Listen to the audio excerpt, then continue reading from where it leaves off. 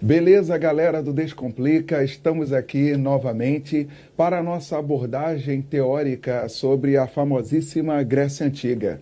Sabemos que vários vestibulares, por vários cantos do nosso Brasil, ainda abordam especificamente as temáticas Grécia, Roma.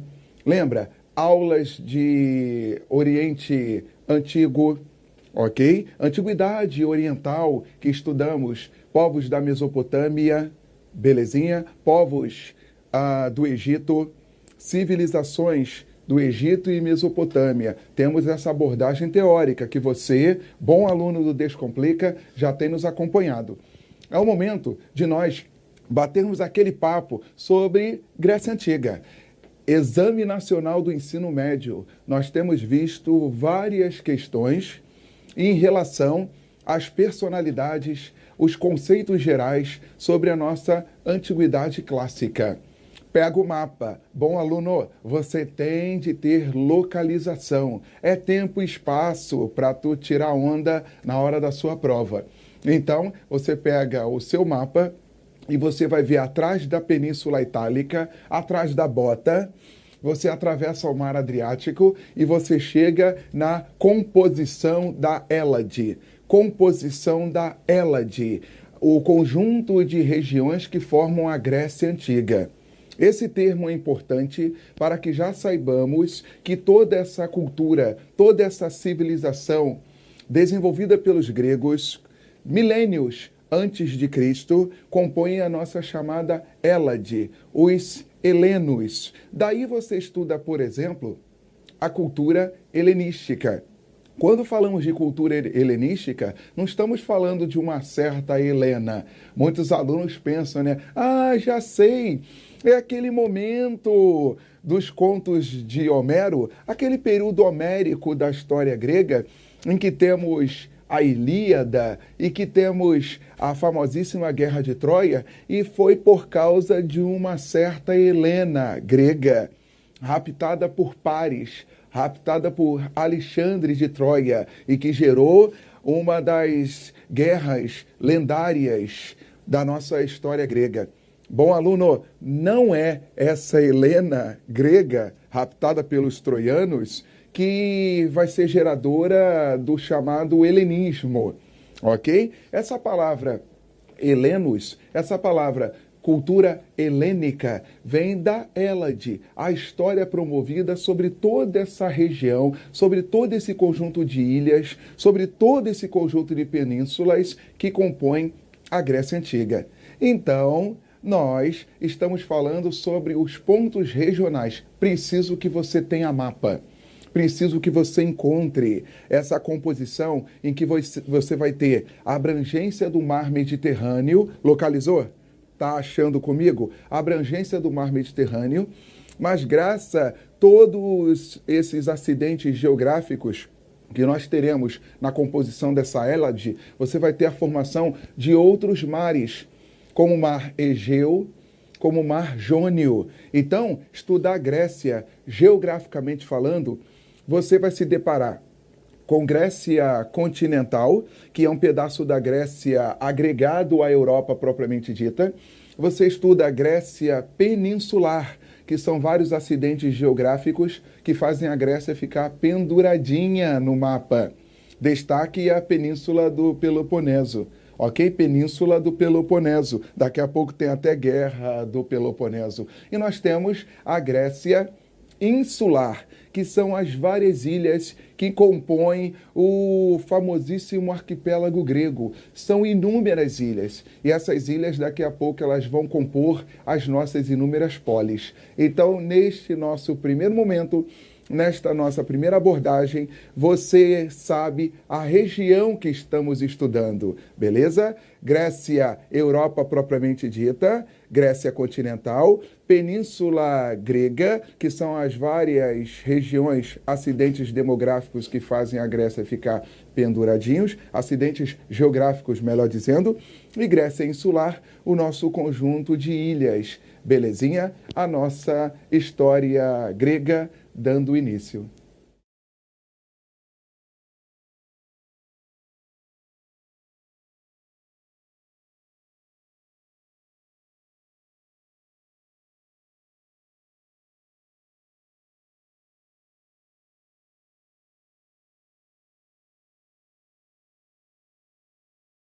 Já sabemos geograficamente onde estamos, ok? Agora, quando estamos? Estamos a partir principalmente de 2000 anos antes de Cristo. Lembra?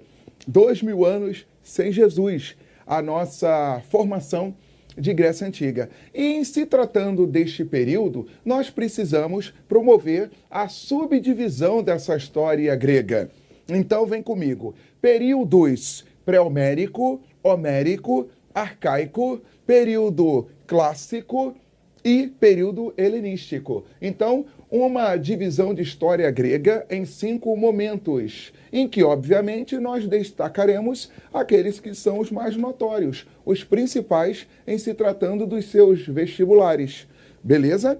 Nesse período homérico, 2000 anos sem Jesus, até mais ou menos 1200 a.C., é um período de formação e ocupação dessas regiões gregas pelos povos dórios, jônios, aqueus, eólios. Inclusive, nós sabemos que uma primeira formação se deu na famosíssima ilha de Creta. Essa ilha de Creta é a chamada Ilha de Minos. Haja vista a história do rei Minos. É a história do rei Minos que gera um dos elementos mitológicos da nossa Grécia Antiga. Em se tratando de Grécia, nós sabemos que há um politeísmo e há toda uma ação mitológica, as divindades que eram muito variadas na nossa Grécia Antiga. Beleza? Deuses, semideuses, deuses que se apaixonavam, se casavam, geravam filhos, com humanos, inclusive, gerando os semideuses, ou os deuses propriamente ditos. Lembrar de Grécia Antiga é lembrar de mitologia e dessa diversidade de deuses, o que faz da cultura grega politeísta. E como eu estava dizendo, é nessa ilha de Creta em que nós temos os primeiros registros de ocupação. Inclusive, é a chamada civilização minoica. Minoica, porque é uma referência à ocupação da ilha de Creta, também conhecida como a ilha de Minos. Minos, uma referência ao rei Minos. E daí nasce a lenda do Minotauro, ok? A ideia de que o rei Minos ele estava com medo de uma grande tsunami que poderia varrer toda a ilha. Então, ele pediu a ajuda de Poseidon para que evitasse a tempestade. Poseidon o atendeu, a tempestade foi evitada e Poseidon exigiu que o rei Minos sacrificasse o seu melhor touro em oferecimento a Poseidon pelo livramento que lhe dera. Só que o rei Minos se negou em fazê-lo, em sacrificar o seu melhor touro para Poseidon. Então Poseidon rogou uma maldição e a mulher do rei Minos se apaixonou pelo touro. E houve uma relação entre os dois. Daí a figura do Minotauro, cabeça de touro e corpo de gente. E aí isso era uma vergonha para o rei Minos e a história mitológica, os contos da nossa literatura promovem essa conclusão e diversificação. Então essa ilha de Minos, para o povo da história, é uma referência ao antigo rei Minos e dali a lenda do Minotauro. Os gregos propriamente ditos, como eu disse, gregos continentais, peninsulares e insulares, é o povo micênico, a civilização micênica, que vai promover a ocupação desta imensidão territorial. Quer dizer, né? Não é essa imensidão territorial toda, mas é o que conhecemos enquanto Grécia formada. Belezinha? Período pré-homérico. O período pré-homérico é um momento de ocupação dos povos indo-europeus. Beleza? Muito distantes inicialmente uns dos outros, ocupando as vastas regiões da nossa Grécia Antiga. Nesse momento, não se tem muitos registros oficiais sobre as características principais desses povos. Trata-se de uma primeira formação. E em se tratando dos nossos concursos, em se tratando dos nossos vestibulares, em se tratando de Exame Nacional do Ensino Médio, é um período que a gente destaca, mas ele é considerado menos importante se comparado aos demais períodos. Beleza? Estamos comentando sobre o nosso período pré-homérico.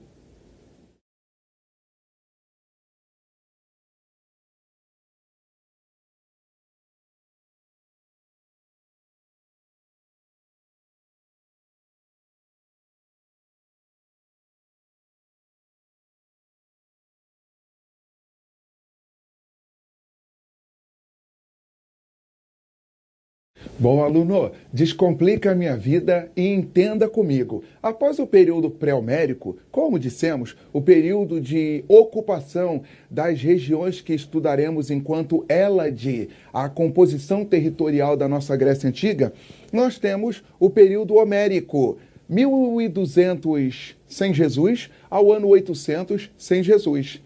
Como nós já estávamos falando, pouco se tem de registros oficiais sobre essas épocas, mas os especialistas, historiadores, os curiosos da nossa história, eles afirmam que é nesse período que nós temos os famosíssimos contos escritos por Homero.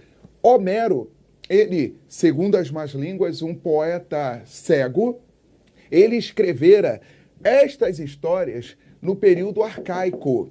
Mas ele escreveu essas histórias em se tratando dessa fase aqui, ok? Ele escreveu aqui, no arcaico, histórias em relação ao período homérico, belezinha? E dessas histórias principais que se tornaram o berço da nossa literatura mundial, os contos da Ilíada e Odisseia. A Ilíada retrata a famosíssima Guerra de Troia. Ok? Guerra de Troia, em que nós temos a famosíssima história de gregos e troianos, que já vinham de divergências, muitas divergências, só que o ponto-chave, o estopim da guerra, o caso Helena. Helena, belíssima Helena, dos gregos. Paris, Alexandre, dos troianos, ele se encantara por Helena, e ele se achara no direito de raptá-la, de torná-la sua mulher. Ok? Menelau, esposo de Helena, notificou a Agamenon, os gregos que declararam guerra aos troianos. E lá vem os gregos em relação aos troianos. Em meio aos gregos, nós tínhamos heróis como Aquiles, por exemplo. Nós tínhamos suprassumos da inteligência como Ulisses. E em meio aos troianos, nós tínhamos valentes guerreiros como Heitor. E lá vem os gregos de Aquiles, lá vem os gregos de Ulisses, tentar recuperar Helena, a honra da Grécia, a honra dos gregos contra os troianos. Os muros troianos eram considerados intransponíveis, até que Ulisses, na sua extrema inteligência, ele teve uma ideia brilhante: construir um imenso cavalo de madeira como forma de oferecimento aos troianos, dando a ideia de que os gregos reconheciam sua derrota e que se retirariam. Porém, Ulisses fez com que os principais guerreiros e valentes gregos, eles entrassem no cavalo de madeira. Os troianos, acreditando que era um sacrifício aos deuses, os troianos colocaram o cavalo grego, o cavalo de madeira, a ideia de Ulisses, dentro das suas muralhas. À madrugada, enquanto os troianos festejavam a suposta vitória, os valentes guerreiros gregos saíram de dentro do cavalo de madeira e conseguiram incendiar a cidade de Troia. Então, assim, termina uma das mais antigas histórias de guerras que temos conhecimento. Graças à inteligência de Ulisses e graças a esse presente grego, daí é que surge essa brincadeirinha do presente grego. Presente de grego é quando alguém te dá algo, né, supostamente na intenção de te agradar e te desagrada, te gera um mal-estar, te gera um prejuízo. Presente de grego. O presente, suposto presente que os gregos entregaram aos troianos, na verdade, representou a destruição dos troianos, ok? Quando Ulisses tenta retornar à sua casa, 10 anos numa odisseia incansável, numa odisseia em que ele se depara com monstros, sereias, gigantes de um olho só. Trata-se da Odisseia, a dificuldade de Ulisses em retornar à sua casa. Eis os principais contos desse período homérico da história grega, a Ilíada e a Odisseia.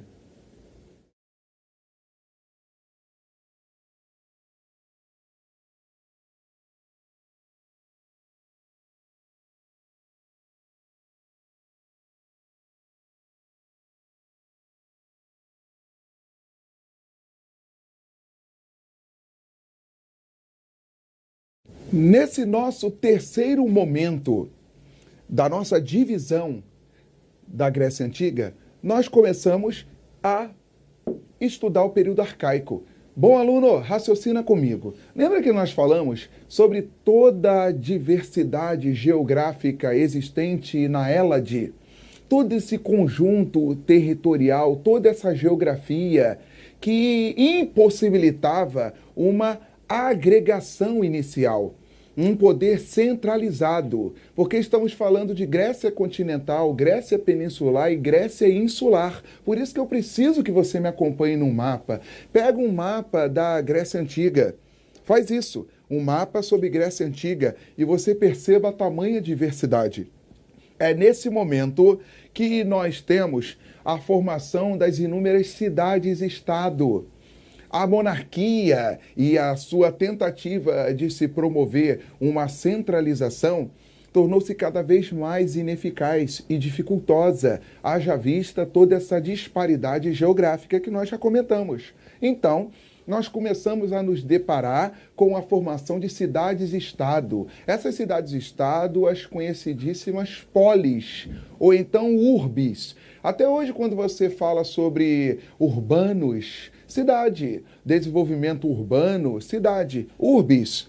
E também, quando tratamos de polis, estamos falando de cidades-estado, ok? Até hoje nós aplicamos essa terminologia polis. Quando nós pensamos em Teresópolis, a polis em oferecimento, em homenagem à Dona Teresa, a esposa de Dom Pedro II, Teresópolis, cidade de Teresa, polis. Quando pensamos em Petrópolis, é a polis de Pedro. Quando pensamos em Nilópolis, de Nilo Peçanha, Florianópolis, de Floriano Peixoto. Então, pensamos em polis como um termo bem antigo que se refere a cidades. No caso grego, essas cidades-estado, elas vêm com uma autarquia. A autarquia é o governo autônomo, governo independente. Auto é próprio, arquia, governo. Sabemos que Kratos, governo, e arquia também referência a governo. Autarquia, governo próprio. As inúmeras polis, eram centenas de polis, elas haviam combinado que fariam parte dessa Hélade. Eles manteriam o grego, por exemplo, no idioma, cultura grega, para que eles não perdessem essa identidade. Beleza? Outro elemento que os fariam agregados, os jogos, as Olimpíadas, momento de devoção aos deuses do Olimpo, um oferecimento a Zeus e toda a hierarquia dos deuses do Olimpo. As Olimpíadas, a partir do século VIII, período arcaico, nós já temos Jogos Olímpicos, que era uma forma de não perdermos a identidade dos gregos.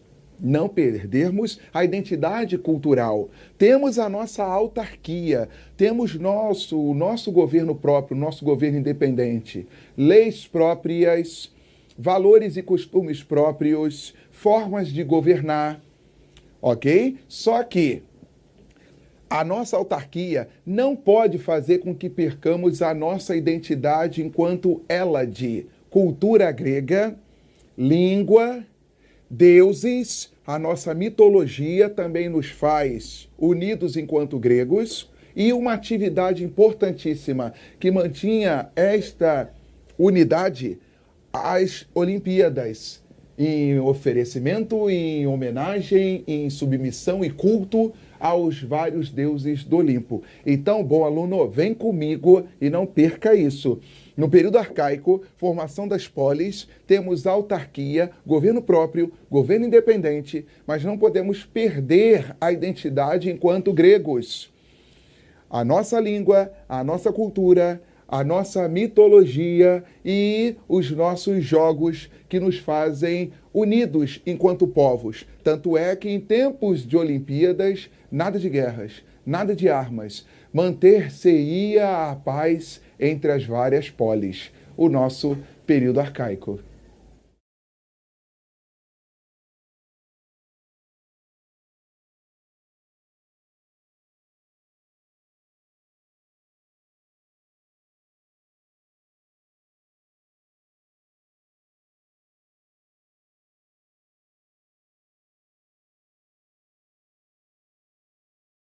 Quando nós enfatizamos as polis, as cidades de estado, são variadas, diversas dessas polis. Só que as nossas provas, os nossos vestibulares, os nossos concursos variados enfatizam Esparta e Atenas. Então a gente começa a bater um papo sobre as principais polis em suas características mais notórias. Quando pensamos em Esparta, lembramos logo dos 300 espartanos, lembramos logo de Leônidas. Estamos falando principalmente do século V. É quando a gente começa a passar do período arcaico para o período clássico, que é o momento da polis. Pensou em Esparta, pensou em cidade guerreira, cidade fechada, devoção militar.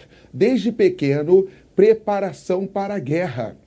Os espartanos na península do Peloponeso. Os espartanos na península do Peloponeso, ok? Eles, bravos guerreiros que tinham uma formação militar notória. Desde criança, uma vez nascido o espartano, ele já era analisado pelo conselho de anciãos, havia uma gerúsia, um conselho de anciãos, e qualquer defeito que a criança apresentasse, ela era descartada, deixada ao desfiladeiro para as feras, porque ela não poderia crescer em meio aos espartanos saudáveis. Se olharmos com carinho, era um favor que se fazia àquela criança, porque ela sofreria tamanha discriminação se ela crescesse com algum tipo de lesão, com algum tipo de enfermidade, com qualquer tipo de anomalia, qualquer tipo de deficiência física que ia tornar-se diferente dos espartanos perfeitos, bravos guerreiros. A criança defeituosa era descartada. Por outro lado, uma vez saudável a criança, aos 7 anos já começava a sua preparação para a guerra. A academia militar aos 7 anos. Enquanto as espartanas também tinham o seu valor. Cuidado com isso. A mulher espartana, ela também tinha o seu valor, porque ela tinha de ser preparada para ser uma futura esposa de um Esparciata. Esparciata é o líder espartano, a elite espartana, para que pudesse gerar filhos saudáveis. Então, precisamos enfatizar que não é só valor a figura masculina, o guerreiro, o valente, a turma de Leônidas e companhia. Não, a mulher também tinha seu destaque porque ela precisava ser saudável para gerar filhos saudáveis. Então, ela era envolvida em educação sexual desde pequena, para se preparar para ser uma boa esposa e progenitora de filhos saudáveis, futuros espartanos guerreiros. Então, a dedicação militar de um espartano, ele se envolvia na guerra dos 18 aos 60 anos. Um espartano está apto à devoção militar. Destacamos Esparta, a gente pensa cidade guerreira, polis militar, ela é xenófoba, xenofobia, aversão ao estrangeiro, ela não vai ser receptiva a quaisquer grupos da Hélade, vai viver uma ação meio que repulsiva em se tratando aos demais povos, ok? Eles são de base agrária, buscam a autossuficiência para o seu próprio desenvolvimento. Beleza? E de um domínio oligárquico. É uma minoria que promove o controle sobre os espartanos. Inclusive, eles têm uma diarquia, uma liderança religiosa, como nós vimos no filme A Questão do Oráculo, e nós temos a liderança militar. O rei, ele é líder político e também líder militar. Espartanos,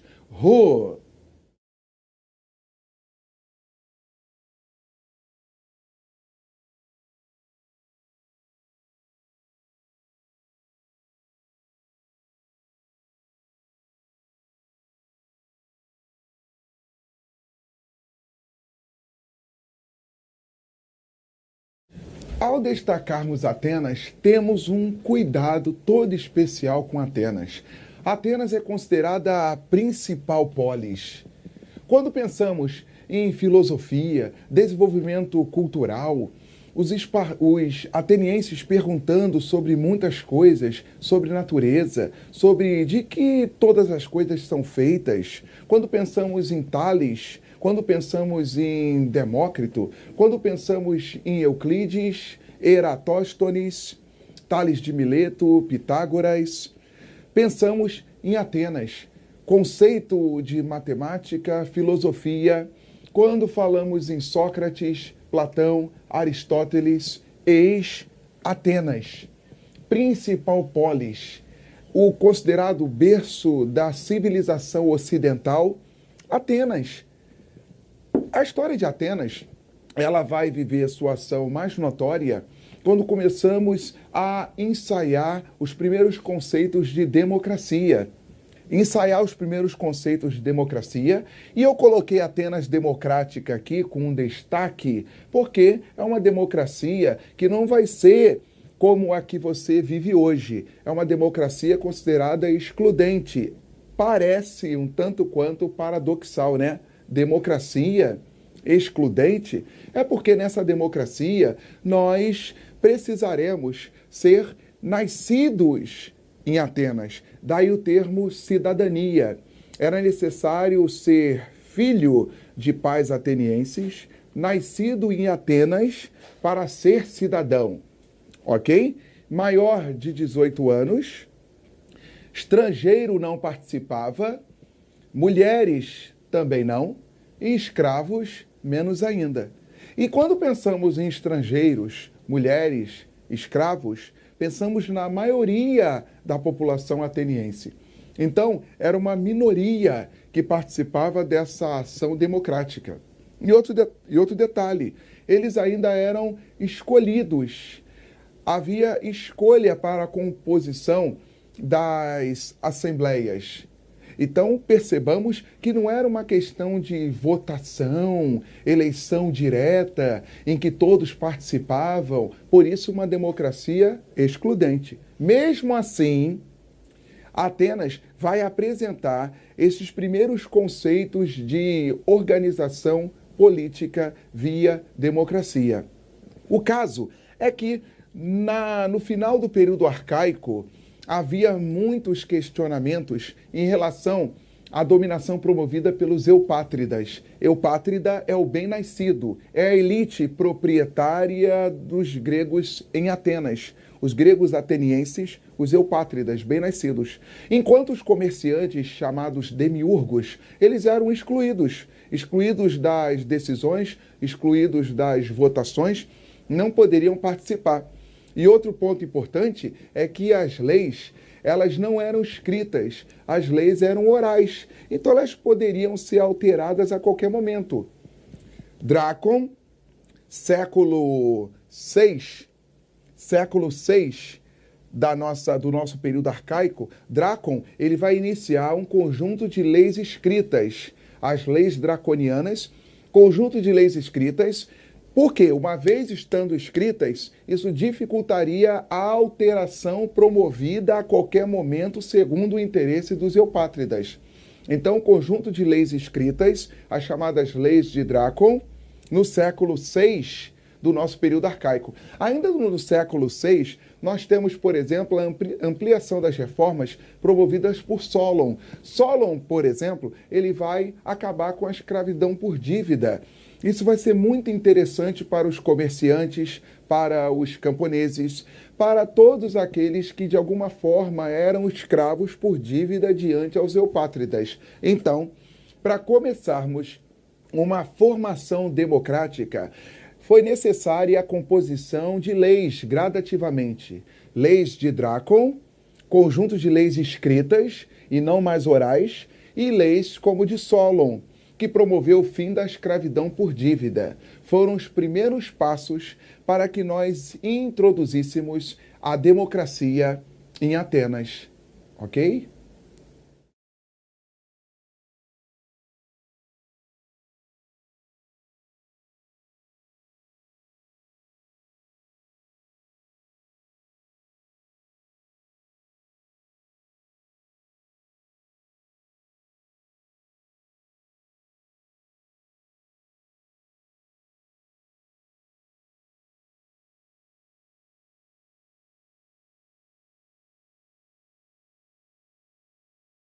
Democracia ateniense. Falando de Atenas como a principal polis, já destacamos bem isso, filosofia, Sócrates, Platão, Aristóteles. Quando pensamos nas matemáticas de Euclides, Tales de Mileto, pensamos em Pitágoras, pensamos em Eratóstenes, pensamos em estudos da ciência com Demócrito e outros. Nós pensamos na reunião promovida no chamado Século de Ouro de Péricles. É o século V, trata-se do período clássico da nossa história da Grécia Antiga. É nesse momento que nós temos as várias obras, várias edificações, um comércio bem intensificado, promovido por Atenas, Atenas cosmopolita, agregadora, receptiva de inúmeros povos e culturas. E graças a esse fervor de economia, esse desenvolvimento em navegação, os gregos promoveram um tremendo enriquecimento, destacadamente em Atenas. O principal governador ateniense, Péricles, o famoso século de ouro de Péricles. Estamos no século V da nossa história grega, o período clássico. Logo após episódios delicados que a Grécia vivera, como as chamadas guerras médicas, que em seguida já estaremos falando dela. Nesse momento áureo de Atenas, nós temos também o momento da plena democracia.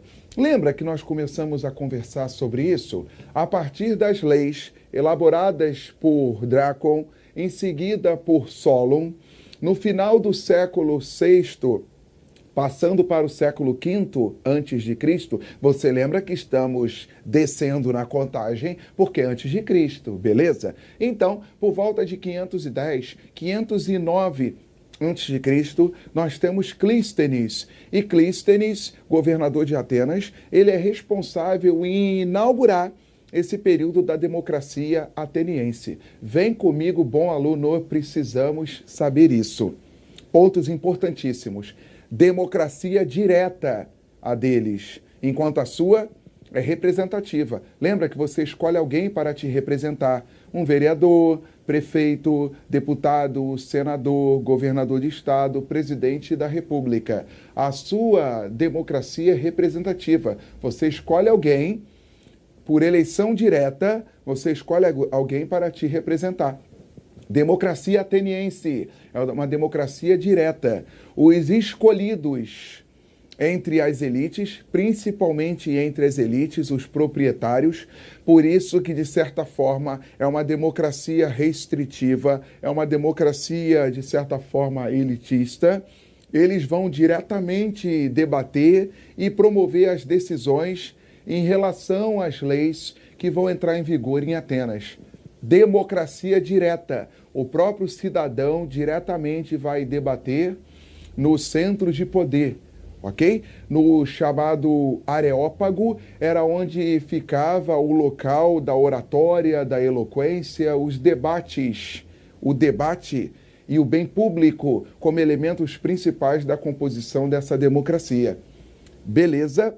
Outro ponto importante que precisamos destacar: sexo masculino, nascido em Atenas, lembra? Daí cidadania, estrangeiro fora, mulher fora, escravo fora.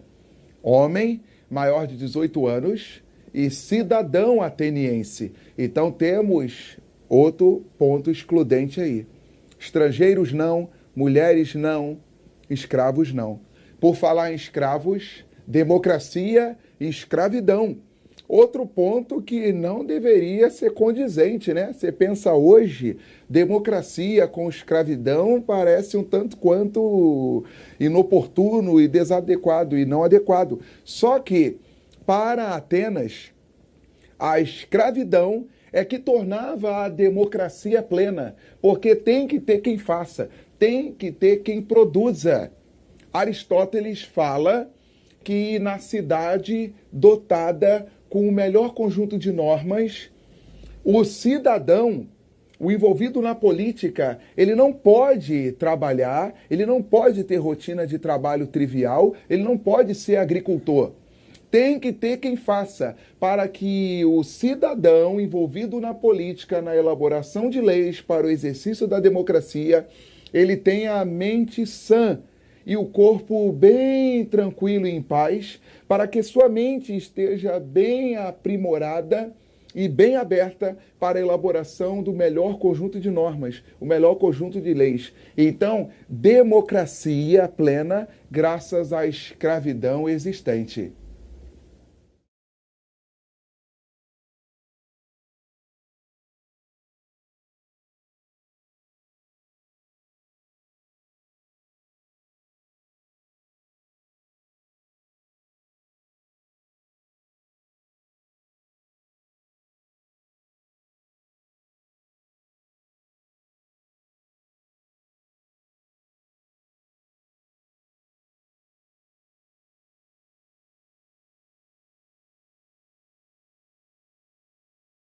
A nossa Grécia clássica, ela vai viver problemáticas externas. Destaque as famosíssimas guerras médicas. Povo Medo. Guerras médicas é uma referência ao povo Medo. Os persas, eles eram também conhecidos como povo Medo, esse nome mesmo. Por isso, guerras médicas. Estamos falando de 490 a.C., século V, no nosso período clássico. Guerra entre persas e gregos. Os persas de Dario, os persas de Xerxes, o Rodrigo Santoro, no filme 300. Eles queriam subjugar os gregos, dominar inúmeras polis, a obediência da Pérsia. Então, nós tivemos o travamento de inúmeras guerras nesse período do século V a.C., na nossa Grécia clássica. Dentre as batalhas principais, podemos destacar, por exemplo, no ano 490, a Batalha de Maratona. Nessa batalha, na planície de Maratona, vencida pelos gregos, em que Fidípides ele ficou responsável em avisar aos gregos sobre a vitória. E desta forma, os gregos poderiam manter a mobilização armada, a motivação para a continuação do enfrentamento contra os persas. Só que Fidípides, para conseguir promover esse anúncio, ele percorreu 42 quilômetros para promover tal pronunciamento. E após anunciar que a referida batalha tinha sido vencida pelos gregos e que eles deveriam manter a formação militar para a continuidade da guerra contra os persas, Fidípides, após percorrer 42 quilômetros, ele morreu após anunciar a tal vitória, o tal êxito dos gregos diante os persas, 490 a.C. Daí, em homenagem a Fidípides, nós temos maratona. Uma maratona você faz correndo 42 quilômetros. A origem de maratonas trata-se da Batalha de Maratona, uma das principais e um dos principais episódios das guerras médicas, as guerras entre gregos e persas. Beleza? Outro episódio importante é quando temos o destaque aos 300 de Esparta. Estamos por volta de 480 a.C. Insisto, na nossa Grécia clássica, guerras médicas. Cuidado com isso, hein?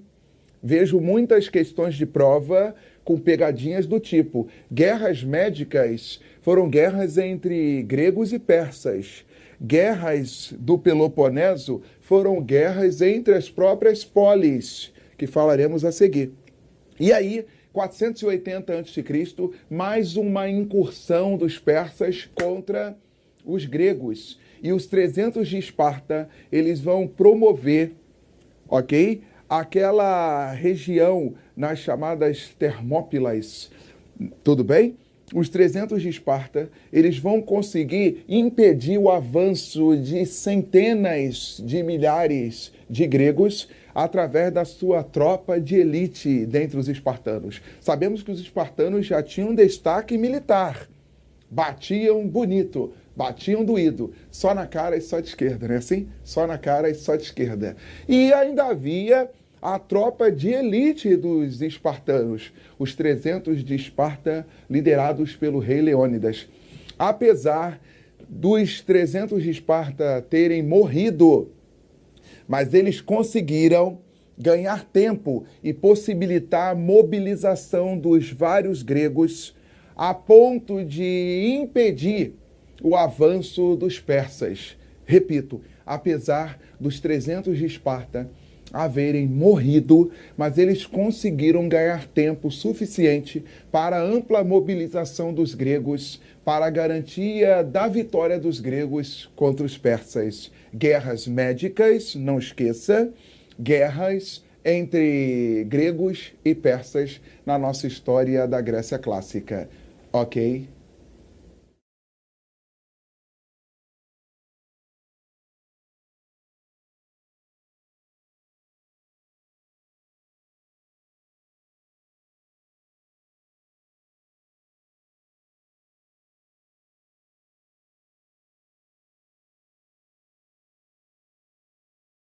Como dissemos anteriormente, Atenas, a principal polis. Atenas, responsável pela mobilização dos principais Jogos Olímpicos. A cada 4 anos, era o momento de mobilizar as centenas de polis a fim de promover toda a devoção à deusa Palas Atenas, a Zeus e aos demais deuses do Olimpo.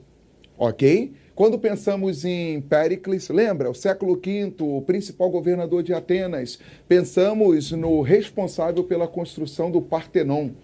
O Partenon em oferecimento a deusa Palas Atenas.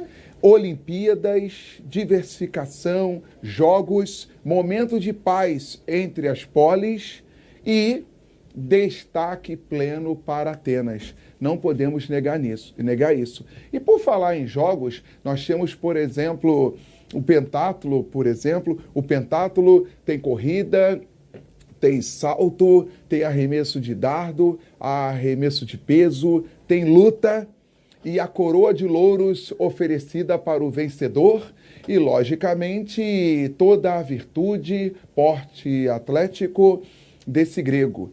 Grécia, Atenas, ciência, filosofia, escultura, beleza, matemática, berço da civilização ocidental. Por que estamos enfatizando isso?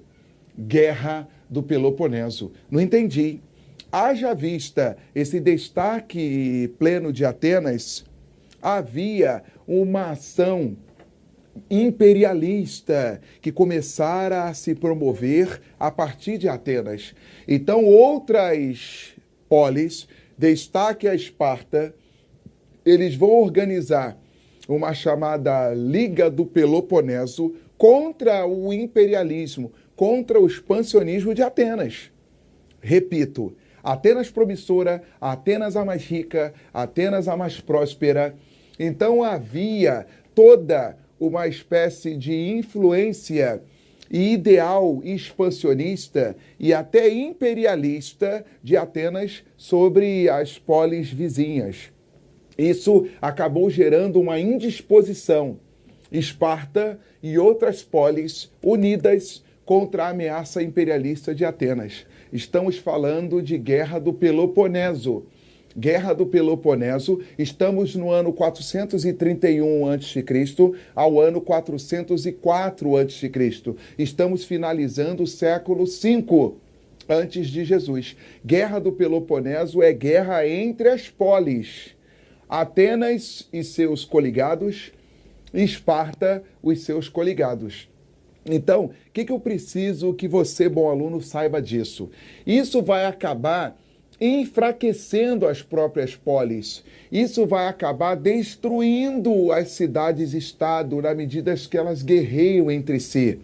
Esse enfraquecimento, promovido pelas guerras do Peloponeso, e considera-se que Esparta até saiu vencedora. Se tivéssemos que apresentar um vencedor, Esparta até que sobressaiu nessa batalha, nessas guerras do Peloponeso.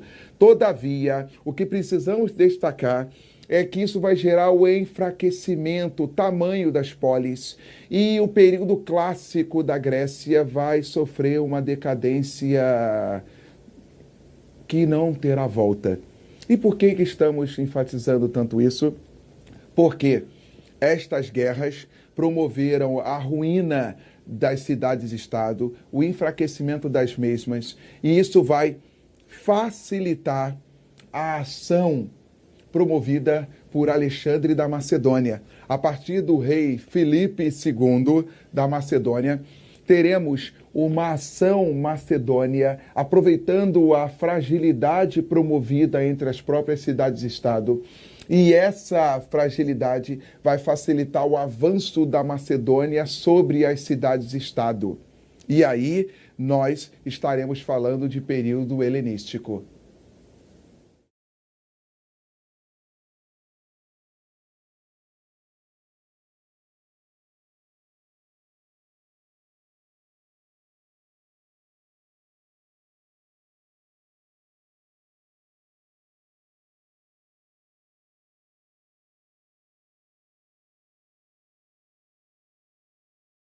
O nosso período helenístico e, infelizmente, o fim das polis. Como assim o fim das polis? Qual era o princípio básico das polis, bom aluno? A autarquia.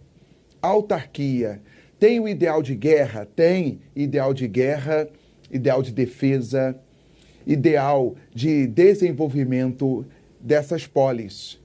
E o princípio das polis era exatamente essa autarquia, essa autonomia existente entre elas.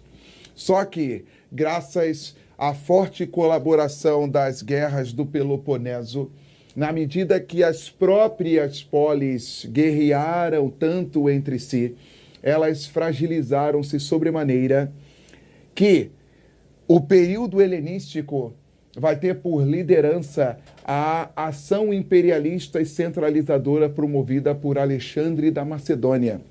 Estamos falando do ano 334 ao ano 324 antes de Cristo.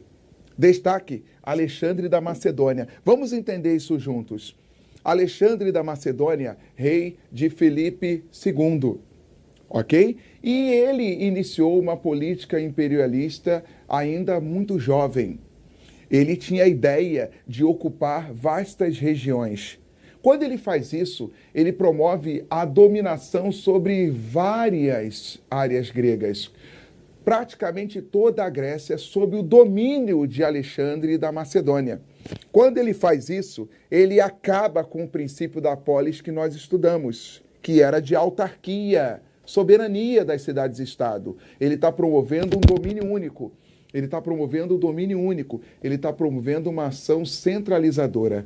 Só que, além disso, vem comigo, ele promove uma dominação que alcança, por exemplo, o Egito. Você vai ter a Alexandria. Alexandria no Egito, haja vista a ocupação promovida por Alexandre o Grande a partir da Macedônia. Ele vai ocupar vastas áreas da Ásia, ele chega até as áreas da atual Índia. Quando ele faz isso, ele está promovendo uma expansão da cultura grega.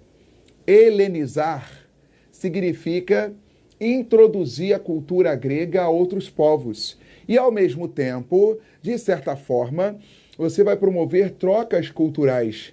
Você vai promover a absorção de elementos de outros povos à cultura grega. O próprio Alexandre se casou com mulheres princesas, herdeiras de outros povos. E ele promoveu o casamento de vários soldados seus com mulheres destes outros povos. Então, vem comigo, bom aluno. O que é esse período helenístico? É um período de difusão, de propagação da Hélade. Lembra que helenístico não se refere a uma Helena propriamente dita? Helenístico trata-se da difusão da Hélade, a cultura grega que você conheceu, a filosofia, a escultura, a pintura, as matemáticas, que você limitou a Hélade. Nesse período de Alexandre da Macedônia, nesse período de Alexandre o Grande, você vai ter o início dessa propagação, difusão.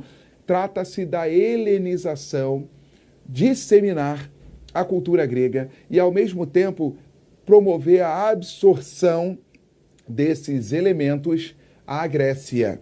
A Macedônia liderou esse processo. A Macedônia promoveu este domínio. Beleza? Alexandre o Grande, ele teve uma morte precoce, sem deixar herdeiros. Então, gradativamente, toda esta ação promovida por ele vai acabar se perdendo de alguma forma. Todavia, a cultura grega, escultura, matemáticas, filosofia, ciência, Olimpíadas, tudo o que conhecemos se mantém vivo até hoje e influencia inúmeras e vastas culturas pelo mundo. No ano 146, por volta do ano 146 antes de Cristo, nós temos a República Romana, o imperialismo romano dominando a Grécia e promovendo uma intensa absorção cultural, política e demais elementos deixados pelos gregos. Então a gente encerra a nossa Grécia Antiga, mantendo essa cultura diversificada até os nossos dias. Cultura, política e sociedade deixada pelos gregos. E tal cultura essa que foi absorvida pelos romanos para a nossa aula de Império Romano. Aquele abraço.